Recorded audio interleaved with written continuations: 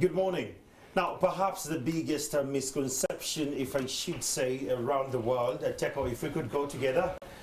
This is Uganda First. Perhaps the biggest misconception on when it comes to wealth is that only people with millions of dollars in their bank accounts possibly count are the wealthy ones. Nothing could be further from the truth. Now, ask any three people around you to define what wealth, and you will get the three different, should I say, numbers. Now, if you want to be wealthy, you will need to think like wealthy. Now, start by defining your financial goals. How much money do you want to have in a year's time, 5 years' time? Rarely will a wealthy person with the kind of mindset be able to boil down their success to a single miraculous moment. But instead, they will actually cite their mindset as the biggest asset for their success and prosperity. Now, a wealth mindset is a set of beliefs, habits, and behaviors that separates the wealthy from, of course, the rest. Now, the wealthy mindset will guide you to make the most of the money you actually want to have. Today, we are still having a conversation about wealth creation and mindset change.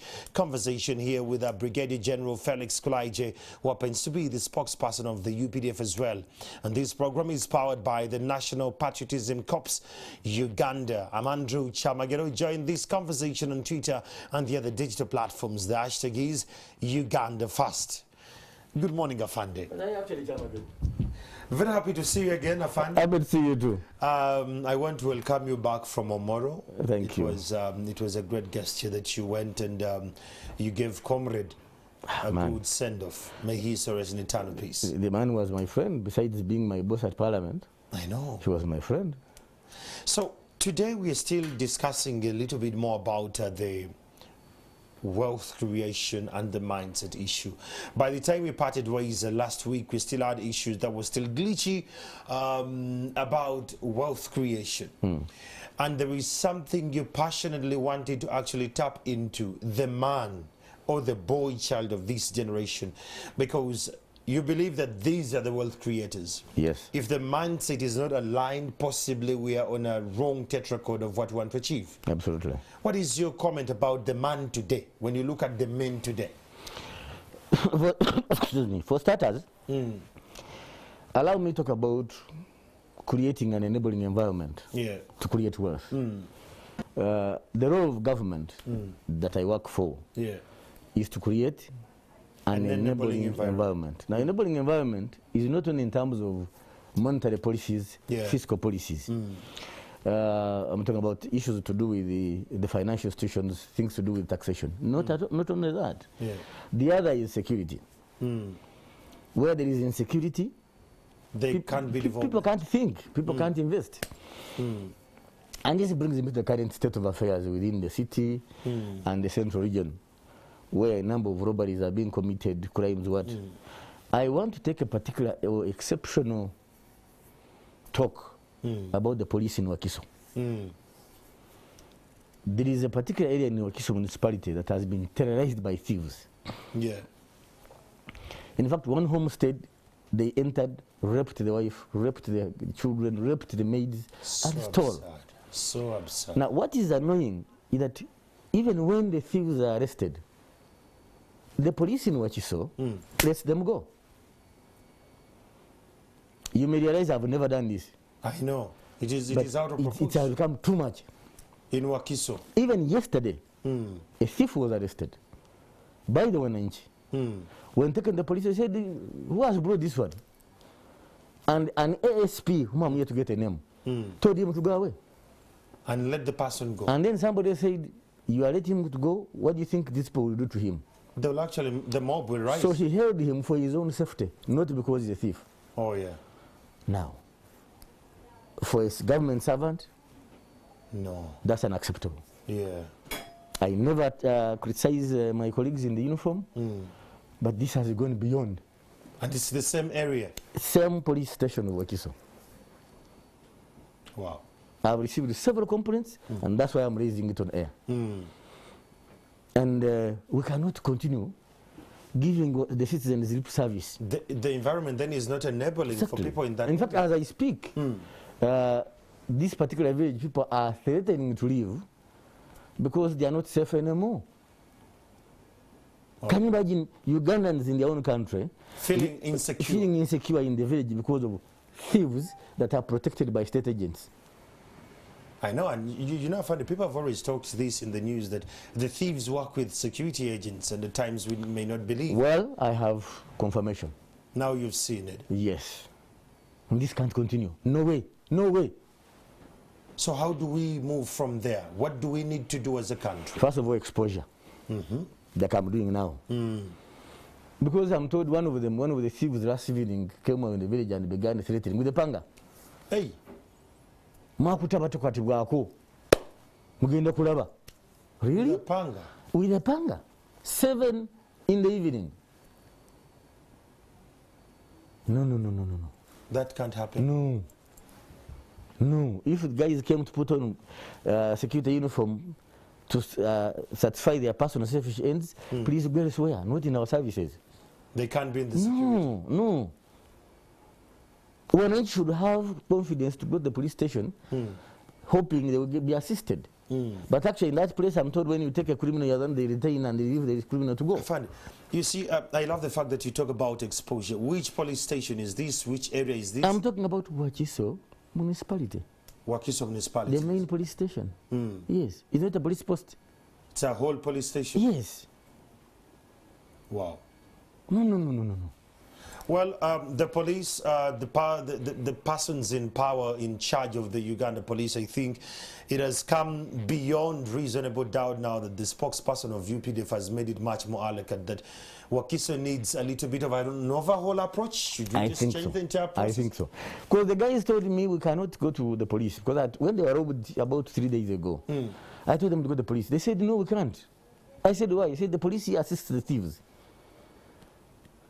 Oh. Now, as God would have it, they got one of the fellows. Arrested? Arrested. They were lynched themselves. With the help of the defense secretary. I mean, the chairman of the village. When they took the guy to the police, and this is the response they are getting. Who has brought this one here? And can you still move? You go away. Really? Wow. Well, I found a good thing. So, Andrew, I have done what I don't normally do. Because they were but I know you, when you see something out of proportion, you will never keep quiet about it. Wananchi are simply too scared to stay in their homes. Oh, yeah. And we're an independent republic with the police that is paid, with the army that is paid.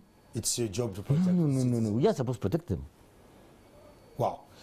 That said, that starts with the mindset again. It takes us back to the mindset. Because the ones manning this police station are men. Are men. Yes. And women, by the way. And women as well. And whose service swears to protect the citizen and their property. They swear to maintain law and order. Now, maintenance does not mean letting the criminals go.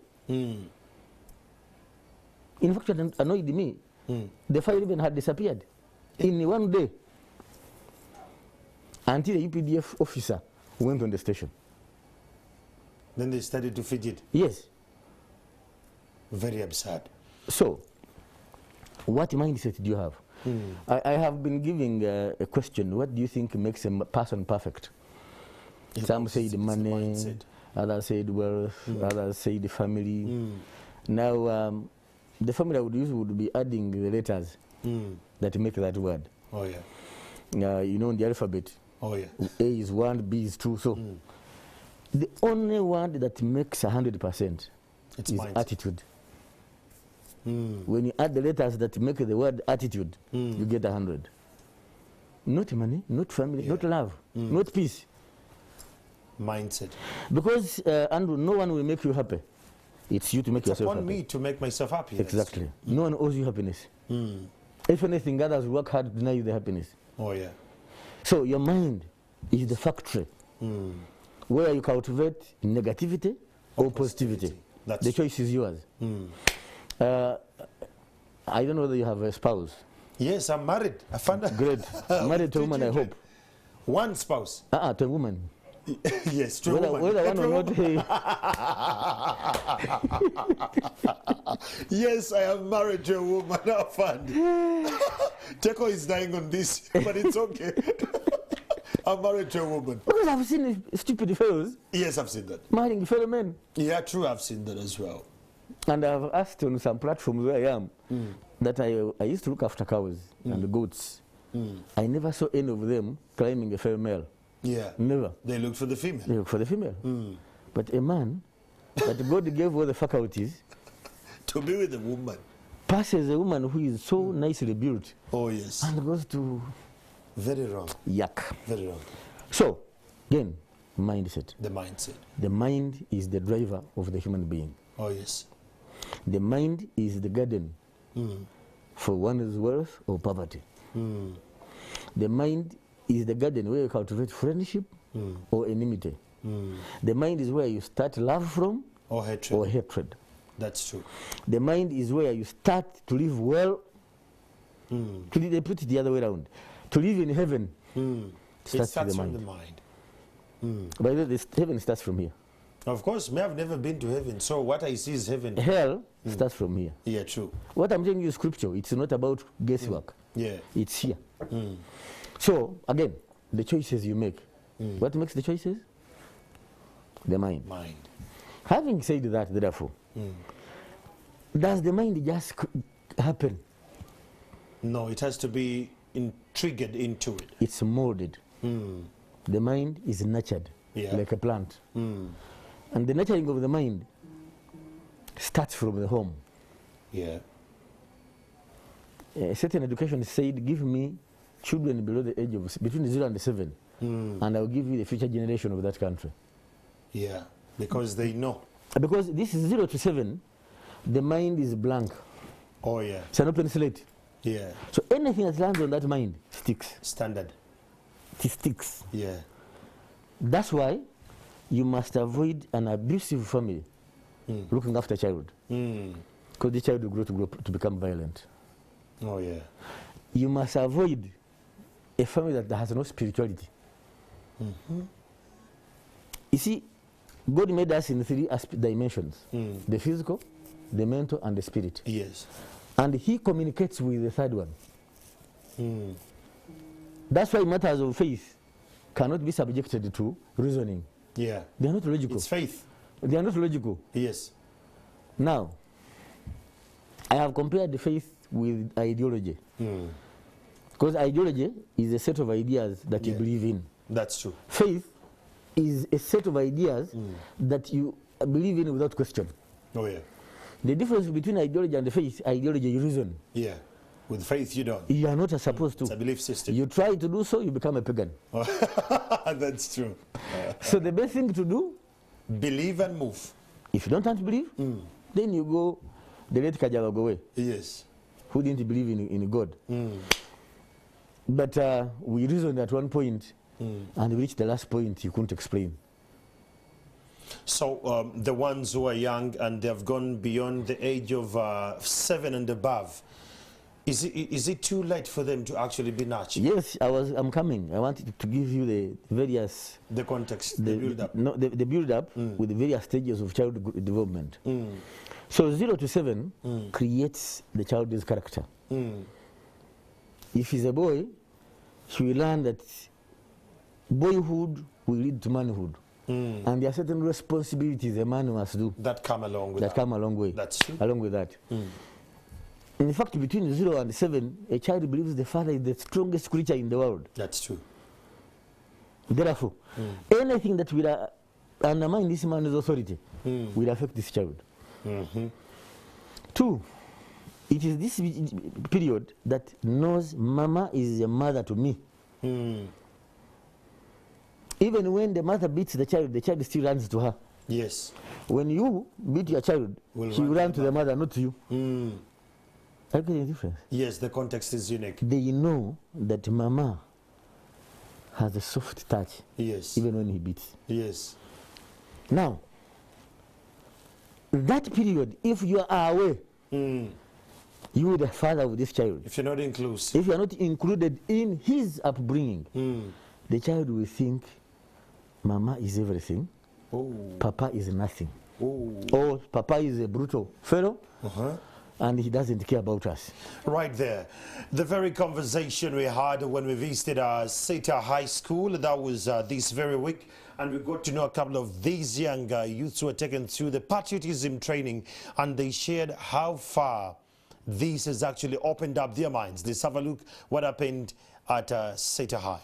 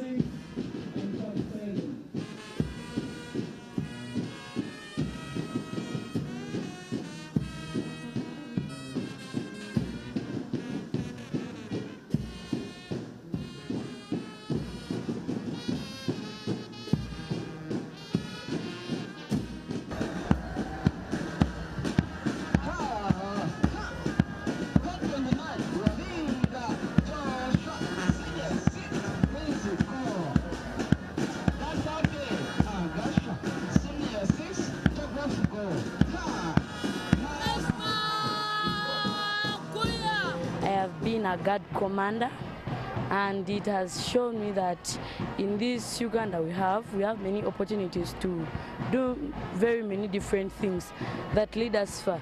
It's because we have not yet seen them, or we have not yet discovered them, that we don't know them yet. These patriotism activities help us to love Uganda more. Because when someone loves something, they dedicate themselves to serve it, they dedicate themselves to take care of it and ensure that it moves forward or something. So we'll get to know the right leaders to choose in future, so that Uganda can move forward, Uganda can develop in all ways, so that corruption, such things can reduce. And I believe that I'm a patriot. I love Uganda, I serve Uganda, I sacrifice for Uganda, I am loyal to Uganda, and I love myself. I'm actually willing to sacrifice everything I have for my country, like literally anything. So that's why I gave time to the 5 days they have given us to practice, and I put in a lot. In fact, if you put in a lot, you learn a lot, and it's very fun if you get to know it better. So I would advise everybody out there, they should be patriotic and love their country, serve it, be loyal to it, and love themselves. I'm really so great that I'm going to receive a certificate that I know that will take me everywhere. When I go for a job, at least if they know that I love my country, that will give me an opportunity. If you plant trees around, you're being a patriot, because if you save these trees, if you plant these trees around us, and it helps our environment to be green, it will help in rain formation, which will help Uganda. That means you're loving Uganda. I didn't know how to march at first, because I thought it was hard when we started learning the way we turn around, the way we start marching and following the beat, which leg to choose when you're going to command. It was so hard for me, even learning the Kiswahili words, it wasn't easy. But all in all, I did it, and I thank the people who trained us. Marching was hard, saying that Swahili words was hard, holding and shifting the guns and sticks was hard, but I'm glad that I learned it all. And if it wasn't for the patriots here who taught us, I wouldn't know anything. And if it weren't for my parents, I wouldn't even be here to learn a thing. I learned some Swahili words. They were hard at first, but now I know some words. When it says Kriya, it means turn left. So when it says Shoto, Kriya, turn left, then you stop. You can love Uganda, but then you like see another country is much more better. But like if you love it, you obviously work hard to like better the country. In my community, I could gather young students so that I can teach them what we've learned here, because I've been a guard commander 13. I've learned to work with my fellow students because we were working together. I've learned to love my country more because the soldiers do this. I used to think their work is so hard, but now I've realized it's so easy because, okay, I don't know about the rest, but I've seen them do this on independence. So I've realized we can also do it. We can love our country like they do, because at first I used to look at them like, how do they do that? But now I've realized we too can do that.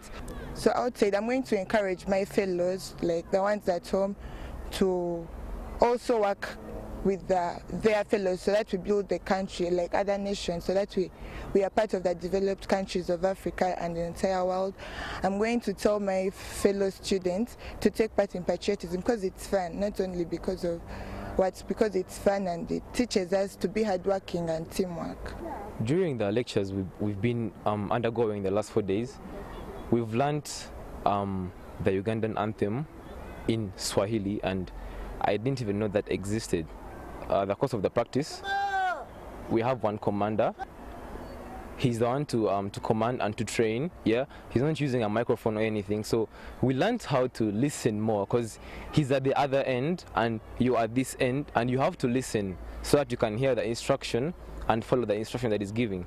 So it has helped me improve my listening skills. Yes, so my take home from all these activities is to build my country personally, because before patriotism came about, I did not have this love for the country, but after this, I love my country. I want to build my country and to encourage people to build our country. Let's do this together. It's a beautiful thing. Our country is beautiful, and the people in our country are beautiful too. It has taught me a lot of things: the commitment, the love for God, the endurance, and the perseverance, because it hasn't been easy at all. But I'm so happy and glad that you have made it to this day to see us have our pass out and engage in such activities. We've learned, we've interacted with different people, and that has really opened up our minds. One of my dreams is to partly be a member of parliament. If at all I leave that aside, to be a patriot, at least among these ones who have those bigger posts in Uganda. There was discipline. It's a must. In all aspects of life, there is discipline. You have to be disciplined in order to work with your neighbors and in order to listen and do what you're told to do and to achieve what you want. And personally, was that the country matters. Yes, there's going to be the president, there's going to be the leaders, there's going to be the RDCs and whatsoever, but it starts with one person. And that one person is me, that one person can be you, that one person can be anyone. So if there is no one, then there is no country, there is no Uganda. So patriotism has also taught me as a leader to be more determined and focus on what the goal is and love it, then involve everyone. And despite all the obstacles, you have to keep on pushing because you have a goal at the end and you're determined to achieve it because you love it. It has shown me how better I can manage the school by distributing responsibilities to other students so that to lessen the burden on myself. Then it has also taught me something about resilience. I did not think I would manage to attend the program between managing the school and then finding time to also calm down. But I've made a friend with one of the commanders, and he pushed me to continue to encourage me. Whenever he would find me, he would encourage me, make sure after you come and attend. We had a teaching about love for self, love for Uganda, and how we can achieve that without looking at the political affiliation, without looking at the president or the NRM party per se, but basically in general. Must we be in one group for us to love Uganda? No, everybody was supposed to be in that line of loving Uganda. Then physical fitness on the pitch. And as students, they have also learned that even from the smallest thing you do in school, you're actually loving yourself, you're loving your country. We want to imprint that to strengthen that value, those values of patriotism, so that when they go there out in the world, they are conspicuous as patriots. It is a policy where every school has to participate. As a coordinator of Mukono, we are moving school by school. One can say, why is it in the youth? These youth are the future of Uganda. They are the leaders. Now you see how they are disorganizing us, how they are organizing us. So in patriotism, we want to give what they must know before they even go to participate in confusion. And I don't want to say that patriotism is politics. Even at your home, you want to discipline the child. In patriotism, we are talking about discipline. Even if you get a certificate and say, you see, I trained for 5 days and this is a certificate, does not qualify you to be a patriot unless you demonstrate what you were told. When a child goes to school, he is required to achieve 3 things. 1, he is supposed to achieve knowledge. Secondly, he is supposed to achieve skills. And thirdly, he is supposed to achieve values. The reason why we have leaders in this country who are corrupt is not because they lack papers, but they lack the values that makes them to be better people. That's what the country is looking for. The missing gap of the values that are in schools should be in patriotism clubs. So academic excellence should be emphasized as you are teaching. Secondly, is you people to avoid early marriages. Even when you get married, don't be promiscuous. Teachers, it is a crime for you to teach a student without telling them the dangers that will affect them. The final thing that the president guided you people to do is to have clear ideology of patriotism, preaching clear ideological message. Like my brother talked about the values of patriotism, of honesty, trustworthiness. All those are clear ideologies that a teacher is supposed to put in a child. I love Uganda, I serve Uganda, I sacrifice for Uganda, I am loyal to Uganda, and I love myself. This was part of the activities that went underway that was in Seta High School in Mukono, and these conversations are going on, and we're coming to your school as the patriotism conversations keep going around. We'll take a break for now and we'll return shortly.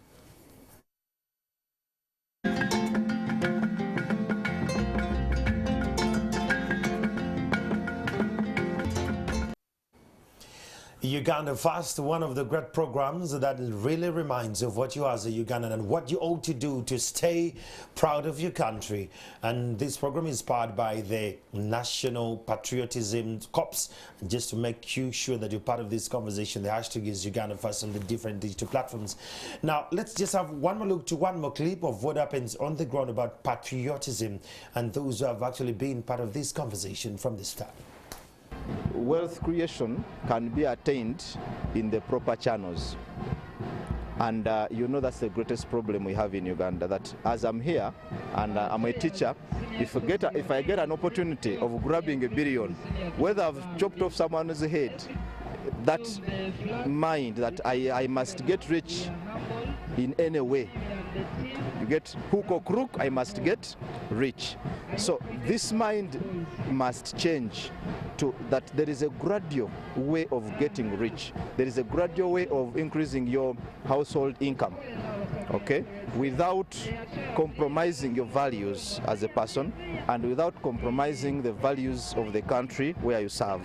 Because either way, whether you steal today or tomorrow, there is a time when you'll be able to pay for those sins that you're committing. Wealth is after work. Wealth is after honesty. Once one is honest, he is trusted. Once he is trusted, he is delegated. If he is delegated, he is performing. When he is performing, he is paid. When he is paid, he is getting rich. So with the patriotism, we think it is prosperity and wealth. Where there is honesty, which is now lacking in very many people. Wealth creation or wealth starts with a mind. A mindset that looks forward to being wealthy changes the way it does the process this person has to go through to become wealthy. Most Ugandans are poor, but they are not poor just because they don't have the opportunities to be rich.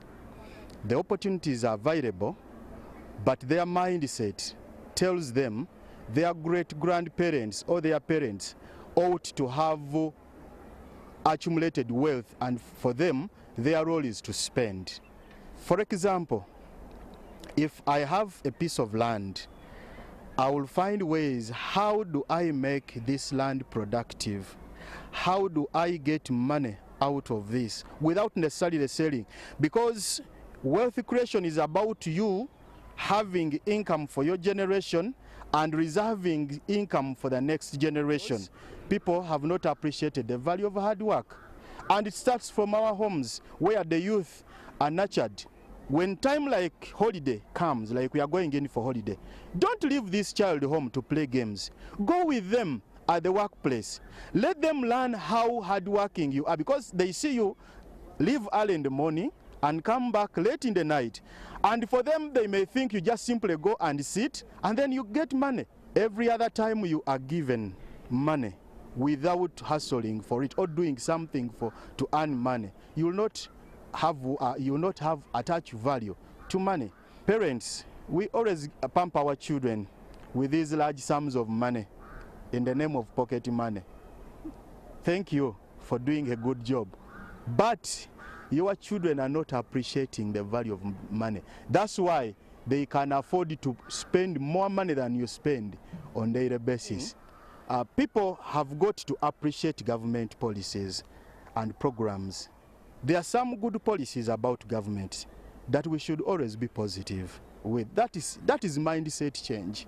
Singapore as a country that has been developed, emphasized about 5 principles that you must take home of how they developed their society. Principle number 1, that you must work instead of talking. You should avoid getting things on silver plate. Students, think about hard work. Number 2, focus on achieving your target. By now you must have a vision. Go and think about what you can do. Thirdly, that you must have what we call discipline of action. Do things within the law. Don't go and steal and you think you have become rich. Talk about creating wealth when you have got in the right areas. That's how you develop your society. And the 4th one, that you should work as a team. Work in coalitions to become better people. And finally, we should have the divine intervention, that anything that you do. Now, that was the conversation about wealth creation and mindset change. Brigadier General Felix Kulaije, when you look at these, what are the biggest takeaways for us? I love the issue of the values. In the conversation at Seta High, there was a very deliberate and intentional conversation about the word values. Yes. How do we pick it up as men today? When I was at OWC as Director of Mindset Change, my focus was on developing national values. Yeah. Because in my understanding, a country's moral compass are its values. That's number 1. Number 2, that a country's youth or population in general will be galvanized or will be mobilized along values. What is it that you are ready to die for? What is it that is so dear to you that whoever touches that, he has crossed the lane? Ask your Ugandan. Wow. Did I tell you what my survey produced? Yes, you told me about your survey. Money. So, values. And I'm glad the patriots there were talking about it. Yeah. Then, you heard what the girls were saying. Yeah. I love my country. I'm loyal to my country. I'm loyal to my country. Do you love your country and then you let a criminal go? You can't. Do you love your country and then you accept a bribe of 5,000 shillings? You can't. You are loyal to your country, but you do not give commitment to your work. So, every individual must determine what he or she wants to be, 1. But 2, where do you want to see your country go? As an individual. As an individual. And that's why I'm glad the head teacher said it. It starts from the home. And that, you see, for me, my beginning. It came from home. Home. Because after 7 years, this child goes to look for friends. Now, if the friends are not well nurtured like him or her, this individual will bring bad manners at home. Oh yeah, that's true. And you'll be able to tell that this child is learning things I didn't teach. So you correct them in time. 3, in this period of 7 to 14, whereas this fellow goes away to look for friends, when he or she comes back, you must be available to see what has changed in this child. Oh, yeah. People are malicious. They can't do anything. So, even when the child has been contaminated, you'll be able to tell. Because of the values. Because of the values. Oh, yeah. Then, from 14 to 20, the individual is busy discovering himself or herself. Oh, yeah. There's a lot of resistance, reaction. There are emotional changes. There are sort of there are many hormonal changes in the body. Then, if it's a girl, she's feeling the chest is becoming heavy. If it's a boy, the voice is changing. Now, this is when they need us again. Oh, yeah. To tame these emotional changes, to explain to them what is going on. What's going on in their bodies. It's a period of discovery about oneself. So, a parent must be near, must be a friend. And I'm going to talk about friendship. When my the son was in the senior 4 in his mark, they accused him of beating a senior 2. And I refused. You refused, like just the other day, Bobo was also refusing. Yes, I refused. Yes. I told the deputy teacher, if he told me he had gone out to support the football team, I would agree. If he told me he had gone out to go and watch a movie, I would agree. But violence, not him. And indeed, a month later, they confirmed it was mistaken identity. Wow. I was able to confidently because you knew the values had because passed I on. knew him. One, I knew the values had passed on, but two, I had also known his character. Now, unless you have been close, you can't know. Oh, yeah. You will blindly defend. You have to be inclusive. Now, the boy child, and I don't want to leave this because for me, this is where my misery is. As a parent, as a leader. We were brought up to know that as a man, you have responsibility to build a home. You are the lead as well. Not a house, a home. A home. They are two different things. Yes. You could have a house, but you have it's no not home. a home. That's true. Building a home means, yes, you have a house. You can even have a home without a house yet. But what is important, you have a home. Oh, yeah. Home is that area where a man and his wife, and their children, live. And that's a family. You know, even if you have a wife but no child, you're not a family. You're a couple. True. Yeah. So, the child must know that the boy has a responsibility to build a family. That's number one. Two, he must be the breadwinner. He must be the breadwinner. He must. The boy child The must boy child must understand he is going to be the breadwinner for his home. Three, he must know that when he becomes a man, he must marry a woman. That's critical. Very, very key. He must marry who? Marry a woman. A woman. Hear the word, woman. She came from you, the man. Yeah. So it's for you to cherish her, to love her, to protect her. Gentlemen. That's true. God did not give us wide chests to show these women that we are strong. We only show our strength when we protect them. So for a man to beat a woman, it's wrong. You have actually abused your manhood. You're weak. You are weak. God created a man, and this is where we fathers have a role to play in the children. To create valves that will stand provocation. The men. The men. You could be provoked, but you stand the provocation. You stand the provocation. I mean, she may even slap you. Hey. But think twice. Before when you send your punch, is it the same weight no. with a slap? The magnitude is different because mine is for, for the historicals. If it goes, it goes to hit her. It carries with wind. Oh, yes. 5. The young man must know that he's not only head of the family, he's the security minister for the family. Whether present or absent. Absolutely. Security minister for the family. You are the defender of your wife and children. Now, I've had the Stingy Men's Association.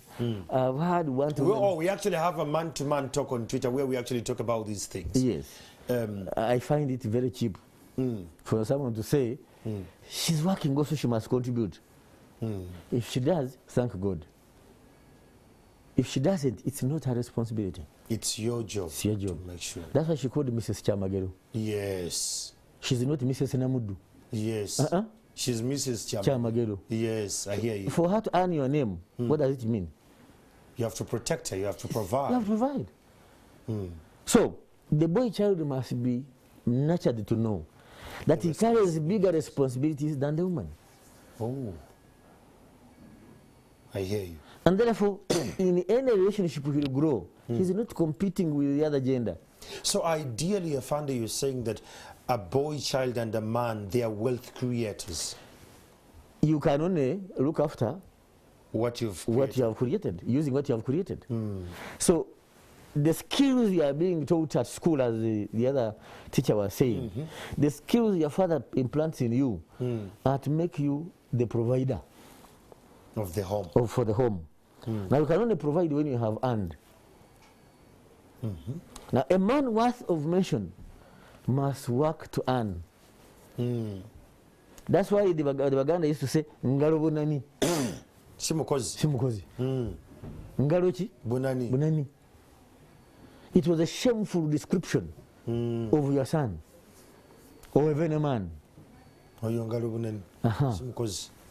Now, once you understand your roles, then your mind must be tasked to deliver on how to deliver on your tasks and roles in society. Now, the man must be the foreign minister for the home. Foreign minister? Yes. He creates allies. He creates allies. He creates networks to enable him provide for this family. Oh, yeah. That's why it will be very questionable for a woman to go out looking for allies and friends. Yeah. She's expected to be the home builder. So where do you get time to build a home when you're busy looking for friends out there? You can't. It's my job to look for them, then plug them through. Wow. That's a great conversation there. Now, you can only look for friends when you have a value system along which you identify the right friends because to have. I value my friends because they value what I value most. If they don't value it, then you have no common denominator. Yeah. You have no common denominator. That's true. So, can a poor person become rich? Yes, I believe he can if he the has answer is value. yes. Because check all those who are wealthy in the world. None found ready money. They worked for it. They worked for it. They tell you this man of McDonald's, up to 67 years of age. Yes, KFC. Yes, he was a pauper. What happened? He changed his mindset at 65. Changed his mindset. Come to this country, and this is things we must honestly address, that the young people are busy selling the properties the fathers have left to them. They don't have theirs. They don't have theirs. That's so why. They go drinking. Because money you have not worked for cannot be valued. Because you don't know how to protect what you've not earned. How? You have no sentiments attached to it. That's true. That's why the man sang, easy come, easy go. All these thieves I'm talking about in Wachiso are born in the area. They have sold off the land. And they're desperate. And they're desperate. I hear you. I grew up knowing a Muganda man can never sell his land. Same here. He was keeping it for his children. Same here. Now what has happened? The children have sold it. Things are flipped. Why? Because we made them think we have worked for them. But we didn't prepare them. We didn't prepare them. That's very deep. Check it. One time the late Sebana Chizito was being laughed at that she had given his son a hoe to go and dig. He had to give the values of work. When he died, the son said, we have no time to come to look after daddy's property. We are also having our own things. The whole model. Yeah. He was nurtured to make his own. But the son of a poor person thinks the father should make. Let's have a look at a couple of you have sent us messages. We're still having the Uganda First conversation. In studio with me is Brigadier General Felix Kulai J and the spokesperson of the UPDF. This one says, thanks for the show, Mr. Andrew. I'm Kraish. The way I love listening of Elijah Felix. I can't afford to miss him.